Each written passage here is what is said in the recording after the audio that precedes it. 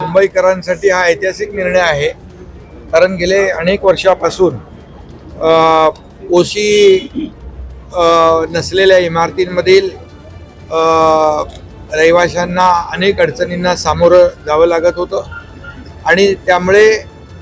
जवळपास 20,000पेक्षा जास्तीच्या इमारती ओशी नसलेल्या इमारती असल्यामुळे त्यांना मालमत्ता कर असेल, पाणीपट्टी असेल, रहिवासीमध्ये पाणीपट्टी, निवासीमध्ये डबल आणि वाणिज्यमध्ये 4 पट. आता मी मुंबई महापालिकेचे आयुक्त गगराणी यांना फोन करून सांगितलं की निर्णय आम्ही घेतलेला आहे. पाणीपट्टी तात्काळ या ठिकाणी जी दुप्पट आपण निवासीकडून घेतो ती जी नियमानुसार सिंगल घेतली पाहिजे ती या ठिकाणी घेण्याच्या सूचना आम्ही दिल्या. भातकळकर फोन केला त्यांना आणि त्याबरोबर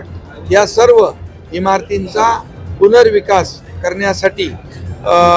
शासनाने निर्णय घेतलेला आहे आणि ओशीची प्रक्रिया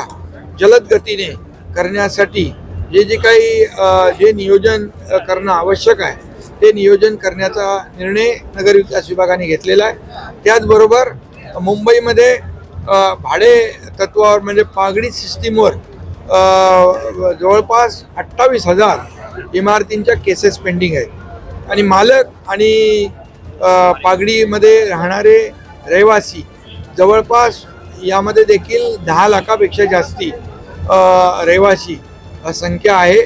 आणि ते देखील गेल्या अनेक वर्षापासूनचा जी मागणी आहे त्यामुळे त्या इमारतींचा पुनर्विकास होत नाही, त्या जीर्ण झालेल्या आहेत आणि त्यामुळे त्यांचा पुनर्विकास रखडलेला आहे आणि म्हणून जे अधिनियम आहेत त्याच्यामध्ये अधिकची तरतूद करून त्या देखील इमारतींचा पुनर्विकास झाला पाहिजे. जे रहिवासी जो राहतोय त्यांनी वापरलेलं व्याप्त केलेलं क्षेत्रफळ म्हणजे त्यांनी वापरलेलं क्षेत्रफळ त्याला मिळालं पाहिजे आणि त्याचबरोबर मालक म्हणून आपल्याला त्याचं बेसिक FSI जो आहे तो देखील त्याला मिळाला पाहिजे. यामुळे मालक आणि पागडीवर राहणारा रहिवासी या दोघांचेही हक्क जे आहेत अबाधित ठेवलेले आहेत आपण आणि त्यामुळे या संपूर्ण मुंबईमध्ये जे पागडी वर राहणारे रहिवासी यांना देखील हक्काचं घर मिळेल आणि मालकाला देखील त्याचा जो काही अधिकार आहे तोही त्याला मिळेल. त्यामुळे मुंबई पागडीमुक्त मुंबई अशा प्रकारची जी काही संकल्पना किंबहुना जी मागणी गेल्या अनेक वर्षापासूनची आहे ती देखील पूर्ण करण्याचा निर्णय आज नगरविकास विभागाने घेतलेला आहे. त्याचबरोबर संजय गांधी राष्ट्रीय उद्यानामध्ये जे 25,000 लोक राहतात त्यांना देखील त्या फेरीमध्ये म्हणजे सुप्रीम कोर्ट आपल्या हायकोर्टाचे जे काही कारवाईचे आदेश येतात त्यामुळे त्यांच्या डोक्यावरती टांगती तलवार देखील दूर करण्यासाठी जे काही नियमामध्ये बदल करणे आणि आजूबाजूच्या परिसरामध्ये त्यांचं पुनर्वसन करणे या बाबतीत देखील धोरणात्मक निर्णय नगरविकास विभागाने घेतला आहे आणि त्याचबरोबर जुन्या गिरणी च्या जागा आहेत त्या जागेमध्ये ज्या जुन्या चाळी आहेत त्या चाळींचा देखील पुनर्विकास थांबला होता. त्यामुळे ज्या गिरणी कामगारांनी खऱ्या अर्थाने मुंबईमध्ये ज्यांचं योगदान आहे गिरणी कामगारांचं त्यांच्या पुनर्विकासाचा मार्ग देखील जो काही अडचणीत होता त्या पुनर्विकासाचा मार्ग देखील मोकळा करण्यासाठी नगरविकास विभागाने निर्णय घेतला आहे आणि त्यासाठी जे काही अधिनियमामध्ये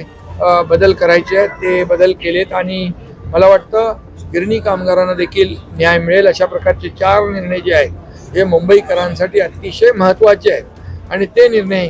आपण नगरविकास विभागाच्या गृहनिर्माण विभागाच्या माध्यमातून आम्ही घेतले. मुख्यमंत्री महोदय, मी, अजितदादा आम्ही चर्चा केली आणि मुंबईचे सर्व नगरसेवकांची देखील तीच मागणी होती.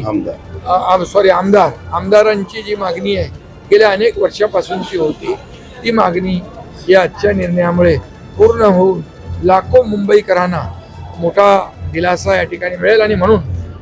हा निर्णय आज घेतलेले निर्णय हे मुंबईकरांसाठी ऐतिहासिक आहेत. मुंबईकरांचं घराचं जे स्वप्न आहे हे स्वप्न पूर्ण करण्यासाठी हा निर्णय घेणं गरजेचं होतं. कायद्यामध्ये बदल करणं, नियमामध्ये बदल करणं, शेवटी कायदा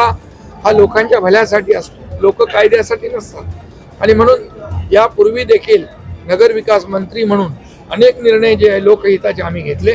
आणि हा निर्णय देखील लोकहिताचा आहे. यामुळे मोठ्या प्रमाणावर मुंबईकरांना दिलासा मिळेल.